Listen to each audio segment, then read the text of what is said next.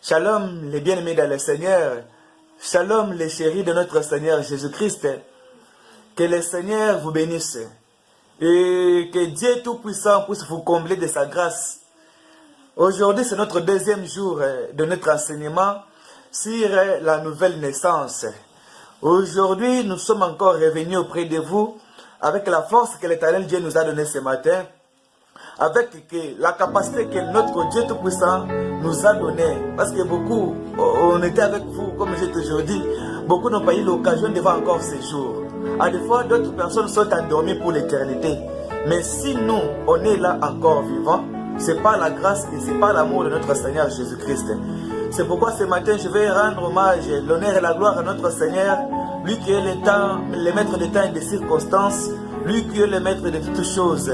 C'est lui à qui nous servons, c'est lui à qui nous avons donné notre vie, c'est lui à qui nous avons accepté qu'il soit notre Seigneur et Sauveur, c'est lui à qui nous avons laissé la gestion de nos vies dans ses saintes mains. Qu'il soit béni à jamais, qu'il soit loué, qu'il soit adoré.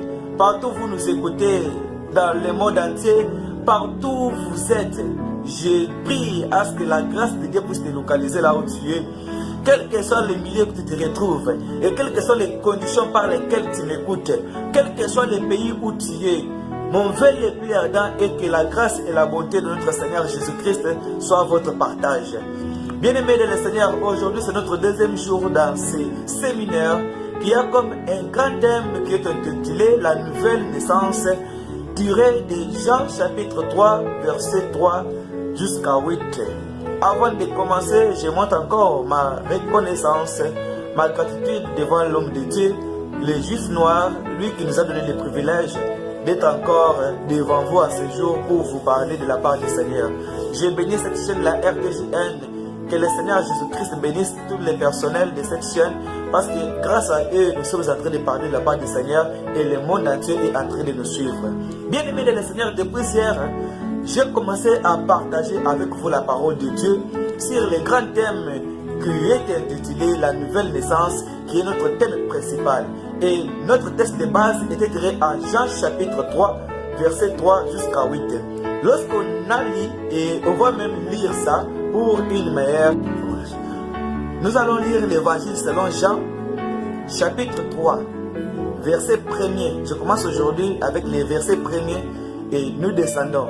Nous lisons au nom puissant de notre Seigneur Jésus-Christ. Mais il y a eu un homme d'entre les pharisiens nommé Nicodème, un chef des Juifs, qui vint lui auprès de Jésus-Christ de nuit et lui dit: Rabbi, nous savons que tu es un docteur venu de Dieu, car personne ne peut faire ces miracles que tu fais si ce Dieu n'est avec lui. Jésus lui répondit: en vérité, je te le dis, si un homme n'est né de nouveau, il ne peut voir le royaume de Dieu. Nicodème lui dit: comment un homme peut-il naître quand il est vieux? Peut-il rentrer dans le sein de sa mère et renaître? Jésus répondit: en vérité, je te le dis, si un homme n'est né d'eau et d'esprit, il ne peut entrer dans le royaume de Dieu. Ce qui est né de la chair est chair, et ce qui est né de l'esprit est esprit. Ne t'étonne pas que je t'ai dit, il faut que vous naissiez de nouveau. Le vent souffle où il veut, et tu n'entends de bruit, mais tu ne sais d'où il vient ni d'où il voit. Il en est ainsi de tout homme qui est né de l'esprit. Nicodème lui dit, comment cela peut-il se faire? Jésus lui répondit, tu es docteur d'Israël et tu ne sais pas ces choses. En vérité, je te le dis, nous disons ce que nous connaissons et nous rendons témoignage de ce que nous avons vu. Et nous ne recevez pas notre témoignage. Si vous ne croyez pas quand je vous ai parlé des choses terrestres, comment croyez-vous quand je vous parlerai des choses célestes? Parole du Seigneur. Oui, bien-aimé de le Seigneur, je vais faire un tout petit pas en arrière pour te faire croire la définition de la nouvelle naissance. On est en train de parler sur la nouvelle naissance, mais à des fois, il y a une personne qui est en train de me poser la question de savoir, mais la nouvelle naissance, c'est quoi? La nouvelle naissance, c'est l'effet d'être né par le Saint-Esprit et non par la chair. Parce que je te dis hier que la maman qui va accoucher aujourd'hui à l'hôpital, on appelle cet enfant-là un nouveau-né, la nouvelle naissance aussi. Mais la nouvelle naissance dont on est en train de parler, ce n'est pas une nouvelle naissance de la maman à la maternité, ce n'est pas une nouvelle naissance charnelle, mais c'est une nouvelle naissance surnaturelle, spirituelle. Ça veut dire la conversion. Quelqu'un qui était dans le monde, qui prend la décision de quitter le monde, mais qui s'adhère dans le cas des enfants de Dieu. Donc la nouvelle naissance est l'effet d'être né par le Saint-Esprit en devenant une nouvelle créature par la régénération qui vous donne l'accès au royaume de Dieu. C'est ça ce que nous avons parlé hier. Et en Jean chapitre 1 verset 12, la parole de Dieu est en train de me dire ceci. Et à tous ceux qui l'ont cru, à tous ceux qui croient en lui, en son nom, il a donné le pouvoir de devenir enfant de Dieu. Donc, lorsque tu crois en Seigneur Jésus-Christ, lorsque tu crois qu'il est mort pour toi, lorsque tu crois que c'est à cause de toi qu'il a été cloué sur la croix, lorsque tu lui considères comme ton Seigneur et Sauveur personnel, tu crois en son nom. Tu commences à vivre selon ce qu'il veut, selon ses principes. Directement, Dieu te donne le pouvoir de devenir enfant de Dieu. Et lorsque Dieu te donne le pouvoir de devenir enfant de Dieu bien-aimé, tu deviendras un être intouchable, tu deviendras un être impénétrable par n'importe quel esprit. Tu deviendras un être invisible par n'importe quel esprit. C'est Dieu qui va commencer à contrôler ta vie. Et tu vas commencer à vivre selon l'esprit de Dieu et non selon la chair. Tu vas commencer à faire des choses pour la gloire de Dieu et pour la gloire de Jésus et non pour te faire valoriser. C'est pourquoi, bien aimé, si nous voyons aujourd'hui une personne qui se dit chrétienne, une personne qui se dit serviteur de Dieu, une personne qui se dit servante de Dieu, en train de faire des choses, en appliquant les choses de la chair, en train de servir Dieu avec mollesse, en train de servir Dieu avec la chair, avec intérêt, en train de servir Dieu. Que nous servons Dieu avec intérêt, lorsque nous servons Dieu avec l'objectif qu'on nous donne quelque chose, lorsque nous servons Dieu avec donc un esprit là, non, après ce que je fais ici, on va me donner quelque chose, ce sont des preuves, ce sont des signes qui prouvent que jusqu'alors, on n'est pas né de nouveau. Tout commence par la parole. C'est la parole qui est au centre de tout. Avant d'abord de commencer à servir Dieu, avant d'abord de se tenir devant les gens pour parler de la part du Seigneur, tout ça commence par la parole. Il faut que tu sois enseigné. Il faut que tu sois mûr dans la parole. Il faut que tu puisses renaître de nouveau. Il faut que tu puisses être brisé. Il faut que tu puisses être une nouvelle créature. Il faut que tu puisses enterrer la chair. Oh, lorsque tu enterres la chair, là, le Saint-Esprit lui-même va prendre la direction de ta vie. Lorsque tu vas enterrer la chair, là, c'est le Saint-Esprit lui-même qui va commencer à te conduire. Et tu dois vivre selon ce que lui te communique et non les pensées charnelles.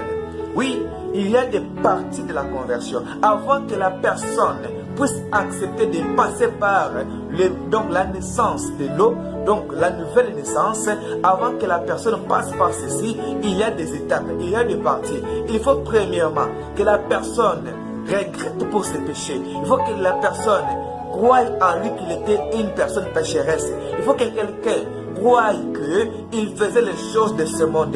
Il faut que quelqu'un croie qu'en lui, il appliquait Galates 5, 19.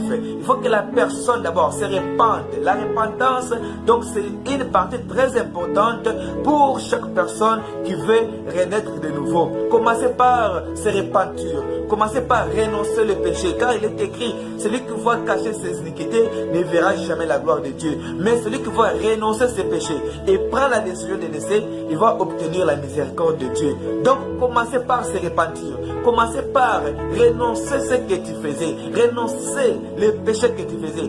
Prendre maintenant la décision de tourner le dos contre ces péchés-là. Maintenant, tu transportes ta croix, tu suis Jésus. Mais dès lors que tu n'as pas encore renoncé, dès lors que tu n'as pas encore transporté ta croix, dès lors que tu n'as pas encore eu la connaissance et la révélation sur la personne à qui tu es en train de servir, c'est pourquoi tu vas toujours tomber dans les mêmes problèmes.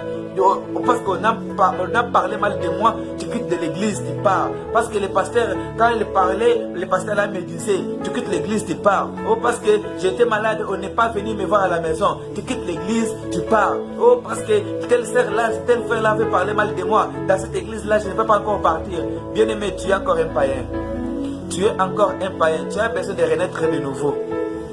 Une personne qui est née de nouveau, même si on parle mal de lui, même si on se moque de lui, il ne peut jamais affaiblir sa foi. Lui regarde seulement le chemin de la croix. Il regarde seulement Jésus-Christ dont il a accepté. Il n'est pas dit que parce que le pasteur a parlé mal de moi, parce que mon pasteur a fait ceci, parce qu'il a tel frère qui a fait ceci, à partir d'aujourd'hui, je ne dois plus encore partir dans cette église-là, bien-aimé. Si tu agis ainsi, donc tu n'es pas encore un chrétien.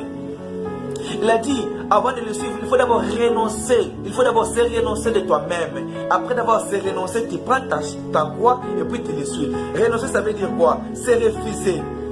Si tu étais beau, si tu étais joli, il te voit comme si tu n'es pas joli, il te voit comme si tu n'es pas belle, comme si tu n'es pas beau. Donc, si tu avais la capacité de parler, tu te vois comme si tu es muet.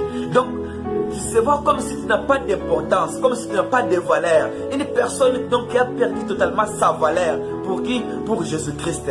Parce que Jésus-Christ avait dit même, il avait dit même si on va vous frapper ici, sur la joue gauche, tu vas donner encore la joue droite pour qu'on puisse frapper. Mais actuellement, ce genre de choses, ça ne se fait pas. Ce sont des figures de style que Jésus-Christ disait.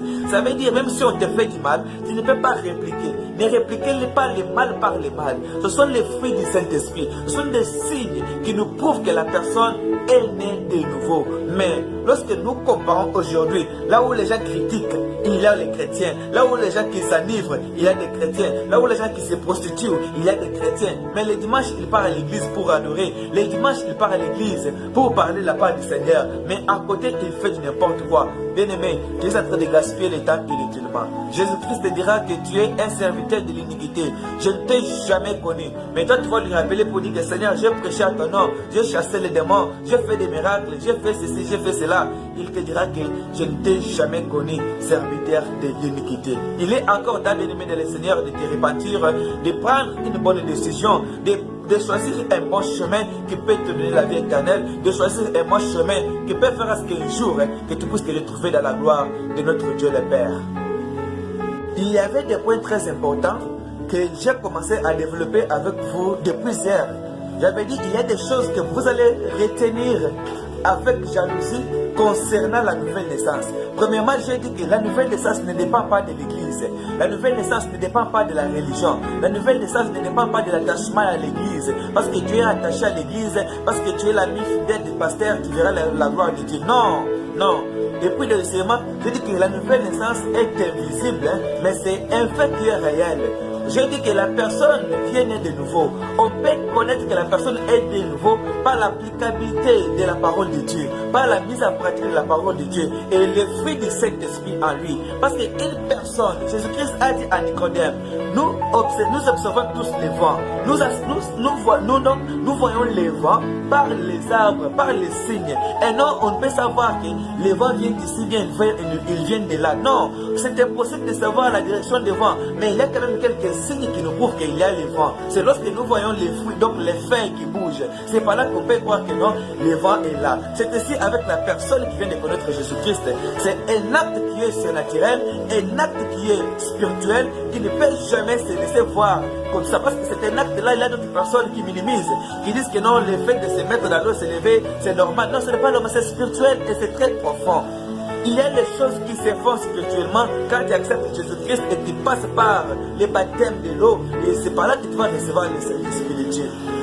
Et le troisième point que je vais ajouter encore aujourd'hui, après avoir, je veux dire, La nouvelle naissance ne dépend pas de la religion. La nouvelle naissance est invisible, mais c'est un fait qui est réel. Et troisièmement, je te dis que la nouvelle naissance, la vie éternelle, être né de nouveau, être sauvé ne dépend pas des titres. Parce que si ça dépendait des titres, Nicodème ne pouvait pas venir chercher Jésus-Christ. Il allait dire que comme moi je suis docteur, moi je suis un savant, je ne peux pas m'abaisser pour aller chercher Jésus. Donc il a reconnu la divinité de Jésus. Il s'est dépouillé. Il est allé chercher la vraie connaissance. Il est allé chercher la vraie parole de Jésus-Christ pour avoir la vie sauve. Mais nous, aujourd'hui, on est là seulement pour dire que moi, je suis. Mais à des fois, on est dans l'ignorance. À des fois, on ne sait pas c'est quoi la vie éternelle. À des fois, on ne sait pas ce qu'on peut faire pour hériter les royaumes des cieux. Nicodème s'est abaissé. Nicodème s'est humilié pour aller avoir une nouvelle connaissance de Jésus-Christ. Et lorsqu'il était parti, il n'était pas déçu. Il n'était pas déçu. Il n'était pas déçu. Bien-aimé de le Seigneur, malgré ce que tu fais à l'église, malgré que tu t'enchaînes à l'église, tu donnes les offrandes, tu donnes des dîmes, tu es en train de participer dans des œuvres sociales à l'église, cela ne peut pas te permettre de voir les royaumes des cieux. Tout ce que tu fais, c'est bon, les gens acclament, mais Dieu ne te voit pas comme tu es son enfant.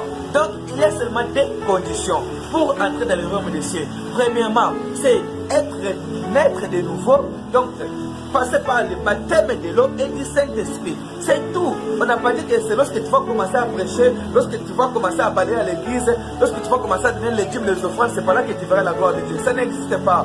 C'est pourquoi ces jours-là, lorsque je lis à la Bible,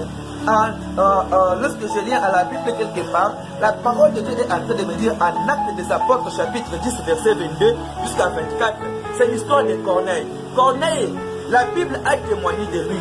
Même les Juifs ont témoigné de lui. Était quelqu'un qui partageait ce bien avec les pauvres. Était quelqu'un qui donnait les hormones. Était quelqu'un qui adorait le Dieu. Mais le Dieu là, il adorait dans l'ignorance. Mais il avait fallu que Dieu puisse envoyer Simon-Pierre dans la maison de Corneille afin de lui présenter Jésus-Christ.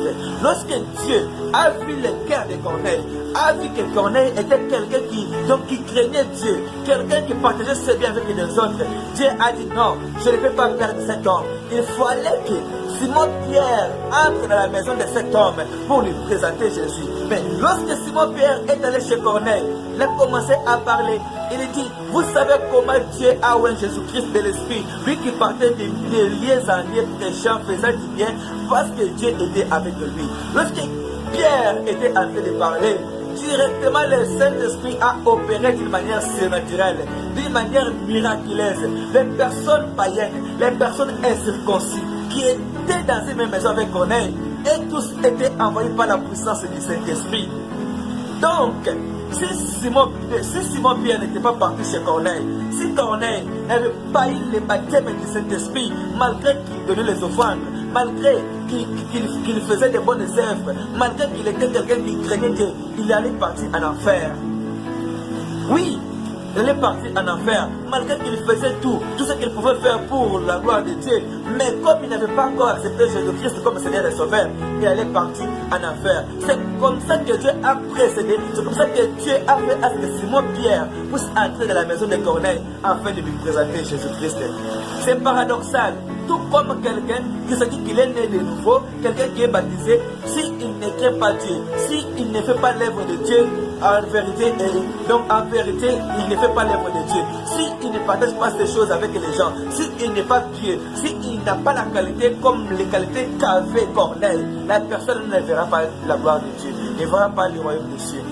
Donc, le mieux à faire est d'avoir les qualités qu'avait Corneille et puis accepter Jésus-Christ comme Seigneur et Sauveur. Et ce qui est important, c'est quoi? C'est accepter Jésus-Christ. Parce que lorsqu'on accepte Jésus-Christ, toutes les qualités vont venir après. Regardez d'abord la vie que Saul menait. Regardez comment est-ce qu'avant que Saul puisse se retrouver avec Jésus, regardez comment est-ce qu'il menait sa vie. Mais lorsqu'il a accepté Jésus, il n'y avait aucune personne qui était venue pour lui dire que les tuer les gens c'est mauvais. Il n'y avait aucune personne qui était venue pour lui dire que prendre les femmes de Dieu c'est mauvais. Il n'y avait aucune personne qui était venue pour lui dire que persécuter l'œuvre de Dieu c'est mauvais. Le Saint-Esprit lui-même a commencé à jouer son rôle. Le Saint-Esprit lui-même a commencé à opérer d'une manière miraculeuse dans sa vie. Lui qui était fort, il a affaibli sa force afin que l'Esprit de Dieu lui-même puisse commencer à agir. Donc ce qui est important pour ce moment, ce qui est très important, c'est recevoir le baptême du Saint-Esprit, croire en notre Seigneur Jésus-Christ, lui donner la confiance, lui donner la vie pour que ce jour-là, que nous puissions voir le royaume du ciel. Parce que la personne ne peut pas servir Dieu en gardant toujours les mêmes identités, les mêmes comportements. Ça n'existe pas. Lorsqu'on accepte Jésus-Christ, lui-même va commencer à conduire et agir personnellement dans nos vies. Encore, 2 Corinthiens chapitre 5, à partir du 16e verset au descend. Je dis 2 Corinthiens chapitre 5, à partir du 16e verset, nous descendons et je lis au nom puissant. Ainsi, dès maintenant, nous ne connaissons personne selon la chair. Et si nous avons connu Christ selon la chair, maintenant, nous ne les connaissons plus de cette manière. Si quelqu'un est en Christ, il est une nouvelle créature. Les choses anciennes sont passées. Voici, toutes choses sont devenues nouvelles. Et tout cela vient de Dieu, qui nous a réconciliés avec lui par Christ et qui nous a donné le mystère de la réconciliation. Car Dieu était en Christ, réconcilier le monde avec lui-même, en n'imputant point aux hommes leurs offenses, et il a mis en nous la parole de la réconciliation. Nous faisons donc les fonctions d'ambassadeurs pour Christ, comme si Dieu exaltait par nous. Nous vous en supplions au nom du Seigneur Jésus-Christ, soyez réconciliés avec Dieu. Si une personne est en Christ, elle est devenue une nouvelle créature. Si une personne a accepté Jésus, il est un peuple mis à part. Si une personne est en Christ, il est un canal par lequel d'autres personnes qui ne connaissent pas Jésus-Christ puissent connaître Jésus. Si une personne est en Christ, est une maison bâtie à la montagne, pourvu que chaque personne qui vient de loin, qu'il voit qu'il y a une maison quelque part. Mais nous, aujourd'hui, actuellement, on a accepté Jésus. Notre comportement décourage même notre personne de suivre Jésus. Notre comportement décourage même notre personne de partir à l'église. Notre comportement décourage même notre personne même de raisonner que non, Jésus existe. Or, nous sommes appelés à impopulariser les cas du monde des ténèbres et populariser les cas de notre Dieu. Maintenant, croyez, nous avons accepté Jésus, mais ce que nous reflétons, l'image que nous reflétons, ça ne pousse pas aux gens de croire que nous sommes les bien-aimés de Dieu. Ça ne pousse pas les gens à croire, de croire que nous sommes les élus de Dieu, bien-aimés de le Seigneur. Est-ce que réellement on est les nouveaux? Il y a des signes qui peuvent prouver. Nous venons de lire 2 Corinthiens chapitre 5 verset 17. Christ a joué un grand rôle de la réconciliation. Nous, à cause de ces mêmes comportements, à cause de ces mêmes choses, on n'était pas digne d'avoir la grâce, mais Jésus est venu jouer le rôle de la réconciliation entre nous et Dieu. Vous voyez? Donc le péché, la mort que nous on pouvait mourir, Jésus est venu prendre ça afin de nous racheter. Donc il a joué un rôle de rachat entre la population, entre les peuples, entre les nations et leurs créateurs et leurs dieux. Mais ce que nous faisons aujourd'hui, ça ne reflète pas l'image, ça ne donne pas l'impression au monde qu'on a accepté Jésus-Christ. Regarde très bien, bien-aimé de le Seigneur. Regarde-toi très bien aimé la vie que tu es en train de mener. Questionne-toi aujourd'hui, là où tu es en train de m'écouter, là où tu es en train de me suivre. Questionne-toi aujourd'hui, ce que tu es en train de faire là, est-ce que ça reflète l'image de Jésus? Ça pousse aux gens de croire que tu es né de nouveau. Une personne qui est née de nouveau, un bébé ne parle pas, un bébé qui vient de naître ne parle pas, un bébé qui vient de naître ne vole pas, un bébé qui vient de naître ne parle pas mal de gens. Mais toi, tu es quel genre de bébé de Jésus-Christ qui vient de renaître, une nouvelle créature. Donc, une nouvelle naissance que tu as prise, à quel rôle sur toi? À quel rôle sur ta vie? À quel rôle sur ton entourage? À cause de toi, combien de gens se sont découragés pour aller à l'église? À cause de toi, combien de gens se sont découragés pour même servir Dieu? À cause de toi, combien de gens se sont découragés même pour rester dans le chemin de Dieu? Il y a d'autres qui disent que Si toi tu te dis que tu es chrétien, ils vont regretter. Pourquoi? À cause de ton comportement. À cause de toi, combien de gens sont scandalisés? La Bible me dit en proverbe que c'est très dangereux lorsque quelqu'un prend la décision de laisser le monde. Donc un engagement sacré. Quel est l'engagement sacré? Moi, je pas seulement le contexte de baptême. Tu as pris l'engagement sacré d'abandonner le monde, de te faire baptiser pour que tu sois un véritable enfant de Dieu. Mais lorsque tu vas commencer à négliger cet engagement, lorsque tu vas commencer à faire les choses contraires à cet engagement que tu as pris avec ton Dieu, c'est très dangereux pour toi. Là où tu es, tu peux te poser des questions. Regarde d'abord, une semaine avant que tu puisses accepter Jésus-Christ, quel était ton comportement? Même 2 jours avant ton baptême, si tu as été baptisé, 2 jours avant que tu sois baptisé, ton comportement était comment? Toi qui craignais les péchés, toi qui fouillais l'impudicité, toi qui ne buvais pas, toi qui conseillais les gens pour ne pas faire du mal. Mais regarde maintenant aujourd'hui que je parle. Regarde maintenant ton comportement là aujourd'hui. Donc regarde 2 jours avant ton baptême et aujourd'hui, regarde ton comportement. Tu as dilué ta christianisme. Ta christianisme est devenu trop faible. Toi qui étais fort, toi qui fuyais les péchés, les mêmes péchés que tu fouillais, tu es en train de les récupérer petit à petit. Les mêmes choses que tu détestais, tu es en train de les récupérer petit à petit. Oh, la gloire de Dieu qui était en toi n'est pas encore en toi parce que la chair a dominé sur toi. Toi qui étais un véritable enfant de Dieu, toi qui conseillais les gens, toi qui haïssais les péchés, toi qui faisais retourner les gens dans le chemin de Dieu. Aujourd'hui, cet engagement que tu as fait avec ton Dieu, ça y est où? Tu as pris l'engagement de servir Dieu dans ton église. Tu as pris l'engagement de chanter pour la gloire de Dieu. Mais aujourd'hui, tu laisses, tu dis que non, parce que tel frère a parlé mal de moi, parce que mon pasteur m'avait... J'étais malade, aucune personne n'était venue me voir à la maison, parce que j'ai connu un problème, aucune personne n'était venue me voir. Bien aimé, la consolation de l'homme est donc à une courte durée. La consolation de l'homme ne peut rien faire, mais la consolation de Dieu lui-même, la consolation du Saint-Esprit, vaut mieux la consolation de l'homme. Cela ne peut pas t'empêcher de ne pas servir ton Dieu parce que tu es malade, on n'est pas venu te voir. Cela ne peut jamais t'empêcher à servir ton Dieu parce que tu as été éprouvé, aucune personne n'est venue te voir. Non, bien aimé, l'apôtre Paul est en train de me dire, aucune chose ne peut me séparer de l'amour de notre Seigneur Jésus-Christ. L'amour de notre Dieu manifesté en Jésus-Christ. Il a dit ni la maladie, ni la mort, ni le chômage, ni les échecs, ni l'unité, ni la nudité, ni la tribulation. Aucune chose ne peut jamais me séparer de l'amour de notre Seigneur Jésus-Christ. Bien-aimé, ce que tu as fait un bon choix de servir ton Dieu. Ce que tu as fait, dis-toi que tu as bien aimé. Garde ta sainteté, garde ta bonne relation avec Jésus-Christ. Que la personne ne te décourage, que la personne ne te fasse quitter dans les chemins que tu as déjà opérés, que la personne ne t'influence. Le salut est individuel. Le salut est individuel. Sers ton Dieu en esprit et en vérité. Sers ton Dieu cette fois atteindre les intérêts. Sers ton Dieu cette fois atteindre l'argent. Sers ton Dieu cette fois atteindre quelque chose de la part de l'homme. Dieu lui-même saura ce qu'il va faire de toi. Dieu lui-même saura ce qu'il va te donner, bien-aimé de le Seigneur. Donc, la nouvelle naissance est pour tout le monde. Il y a d'autres personnes qui se disent les enfants de Dieu, qui se disent serviteurs de Dieu, mais jusqu'alors, ils ne sont pas encore nés de nouveau. Si c'est le cas, allez, répentez-vous. Le temps est là. Répentez-vous, bien-aimés. Donnez votre vie à Christ. Donnez votre vie à Christ. Vanité de vanité, tout est vanité. Toute chose passera, mais la parole de Dieu va demeurer pour l'éternité.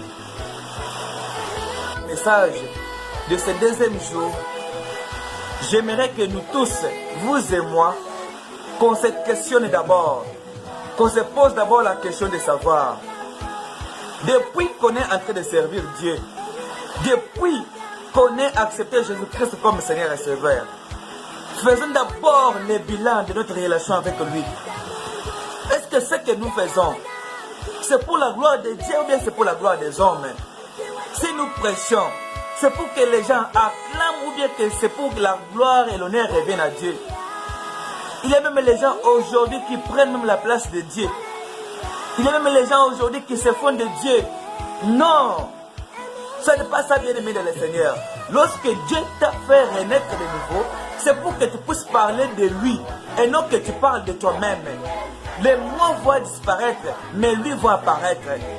Mais je n'ai jamais vu quelque part là où Paul était en train de parler de sa vie.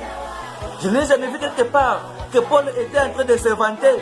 Non, Paul parlait de Jésus-Christ. Paul parlait tout de Jésus.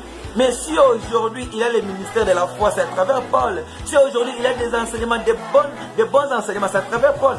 Il ne parlait pas de lui, il parlait de celui qui l'a mandaté. Il parlait de celui qui l'a envoyé. Il parlait de celui à qui il a laissé le monde pour suivre bien-aimé. C'est pourquoi j'aimerais vous demander, j'aimerais nous demander, nous tous les bien-aimés de Dieu, il est encore temps de faire un pas en arrière, de faire un bilan sur notre marche avec Jésus-Christ pour savoir si on est né de nouveau ou soit on est encore païen. Quand bien même nous nous mettons devant les gens pour parler de la part du Seigneur, quand bien même nous chantons, quand bien même nous faisons des protocoles, quand bien même nous sommes des diacres, nous avons des titres dans des églises. Mais laisse-moi te dire ceci, le salut n'est pas dans les titres, le salut n'est pas dans les noms, le salut n'est pas dans l'église, le salut n'est pas quand tu donnes l'argent, quand tu donnes les offrandes.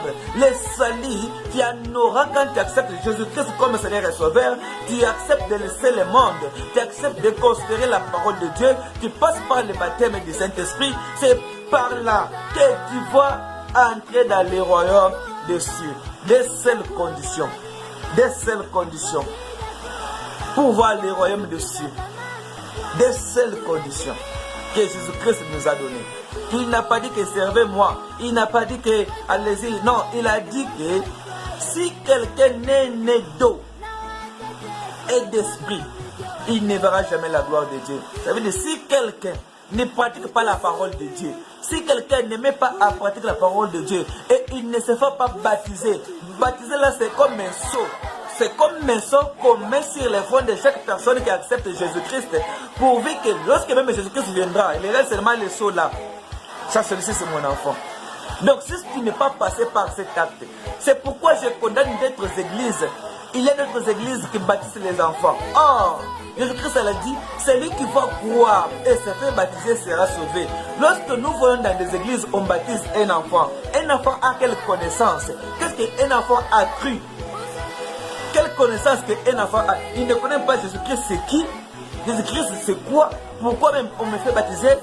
Il est encore ignorant. Il ne sait absolument rien de Jésus, mais on lui fait baptiser. C'est une grosse erreur.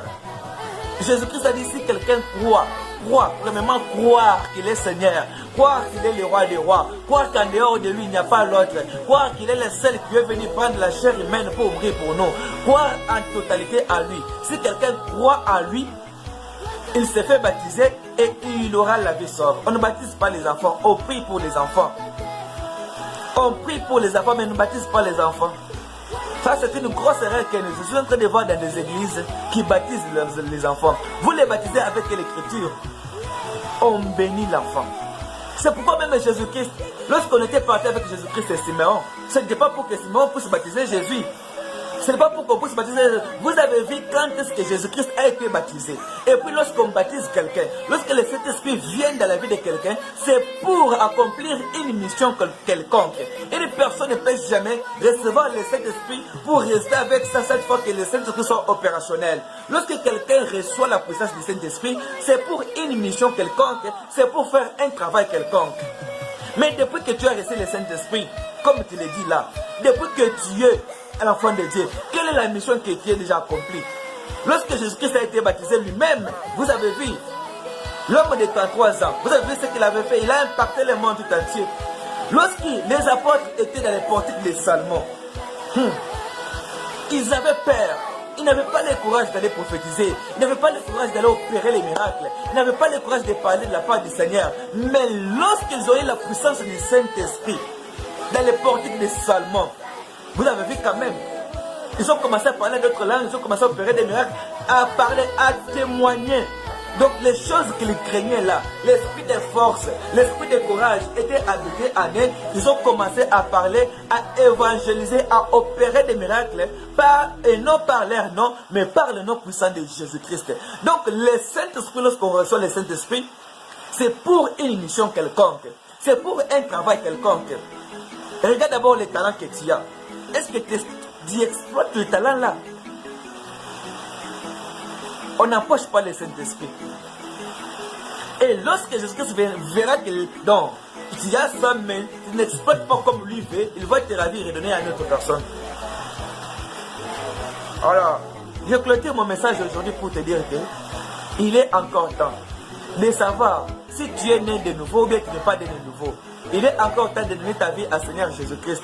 Si tu n'es pas encore baptisé, va te faire baptiser. Tout d'abord, tu vas te repentir. Tu parles à ton pasteur, tu te répands, tu prends la décision de fuir les péchés, tu prends la décision de ne pas encore répéter les mêmes péchés, tu passes par le baptême du Saint-Esprit, tu passes par le baptême, c'est par là que tu auras la vie éternelle. Après avoir passé par le baptême bien-aimé, tu gardes l'atmosphère chrétienne, tu gardes l'identité chrétienne. On est chrétien pour toute la vie. On n'est pas chrétien pour une durée déterminée. On n'est pas chrétien dans 2 mois, 3 mois, 4 mois, on est païen. Non. Lorsqu'on s'est fait baptiser, ça veut dire on a laissé le monde, on s'est fait sceller par le sceau de Dieu lui-même pour que nous puissions faire part des enfants de Dieu. Et après avoir pris ton baptême, ne rentre pas encore dans le monde. Car Proverbe est en train de nous dire que c'est très dangereux qu'une personne de prendre un vœu sacré et commencer maintenant à réfléchir, à raisonner pourquoi j'ai fait ce vœu. J'ai vu des gens aujourd'hui qui regrettent pourquoi ils ont laissé le monde, qui regrettent pourquoi ils ont suivi Jésus. Ils peuvent se dire que lorsque j'étais encore dans le monde, j'étais bien. Mais depuis que j'ai accepté Jésus-Christ, je suis en train de souffrir. Oui, le chemin de Jésus, ce n'est pas le chemin de miel. Hein. Ce n'est pas le chemin de lait. Non. Tu dois d'abord souffrir, bien-aimé de le Seigneur. Qui t'a dit que lorsque tu as accepté Jésus-Christ, tu ne peux pas souffrir? Qui t'a dit que lorsque tu as accepté Jésus, tu ne peux pas tomber malade? Qui t'a dit que lorsque tu as accepté Jésus-Christ, tu ne peux jamais avoir de problèmes? Qui t'a dit que lorsque tu as accepté Jésus-Christ, les gens ne peuvent pas se moquer de toi? Non, c'est le contraire. C'est le contraire. Les apôtres étaient persécutés pour l'évangile. Vous savez, la mort de chaque apôtre, sauf Jean, sauf l'apôtre Jean. Mais le reste, vous savez la suite de leur mort. Il est encore temps. Donnons nos vies au Seigneur Jésus-Christ. Nul ne peut voir le Père sans toutefois passer par Jésus-Christ. Il est l'unique chemin qui nous mènera au Père. Jésus-Christ est le pont entre nous et notre Dieu. Jésus-Christ est le seul et unique intermédiaire et intercesseur entre nous et Dieu. Donnons nos vies à lui. Donnons nos sagesses, nos intelligences, tout. Donnons tout à lui. Que lui seul conduise nos vies. Que lui seul agisse à nous. Que lui seul habite à nous. Si lui est à nous, bien-aimés, nous sommes sécurisés. La vraie sécurité se trouve en Jésus-Christ. La bonne vie se trouve en Jésus-Christ. Les gens que vous êtes en train d'envier là, qu'ils ont beaucoup d'argent, ils ont beaucoup de moyens, est-ce que vous savez comment est-ce qu'ils passent nuit? À des fois, d'autres passent nuit au cimetière. À des fois, d'autres passent nuit dans des morgues. À des fois, d'autres passent nuit dans des places là inconnues, dans des places bizarres. Mais la bonne vie de paix, la bonne vie de joie se trouve en notre Seigneur Jésus-Christ. Je clôture mon message en te bénissant. Toi qui m'as écouté depuis hier, toi qui m'as écouté depuis le début de cette intervention, que le ciel s'ouvre pour toi, que l'Éternel Dieu se souvienne de toi, que la bénédiction de Dieu, que la bénédiction dans toutes les dimensions, la bénédiction spirituelle, la bénédiction financière, la bénédiction charnelle, la bénédiction dans toutes les dimensions, que ça puisse te suivre au nom puissant de Jésus-Christ, que Dieu puisse écouter ta prière à chaque fois que tu veux pleurer à lui, que Dieu te donne un bon cœur de te repentir afin que tu prennes une bonne décision pour que tu transportes ta croix afin de suivre Jésus-Christ. Que Dieu te donne la révélation comme il avait révélé à Nicodème. Il révèle aussi les choses que toi-même tu peux croire, que toi-même tu peux savoir. Non, jusqu'alors, malgré que Jésus a fait le service de Dieu, je suis encore païen, je ne suis pas encore rien de nouveau. C'est ça le moment de prendre la bonne décision, car il est encore temps, ce n'est pas encore tard. Que le Seigneur de Tout-Puissant vous bénisse partout où vous nous avez écouté, partout où vous nous avez écouté, que le Seigneur Tout-Puissant vous bénisse. Que le Dieu Tout-Puissant bénisse cette chaîne, la RTCL, les serviteurs de Dieu de Jésus-Noir, et les serviteurs qui vont intervenir avant vous et après moi. Je vous bénis dans le nom puissant de notre Seigneur Jésus-Christ. Que l'honneur et la gloire soient rendus à notre Créateur, lui qui est le maître des temps et des circonstances. C'était votre humble serviteur, l'évangéliste Ange Universel Chimpaka, en République démocratique du Congo, précisément dans la ville de Lubumbashi. Que le Seigneur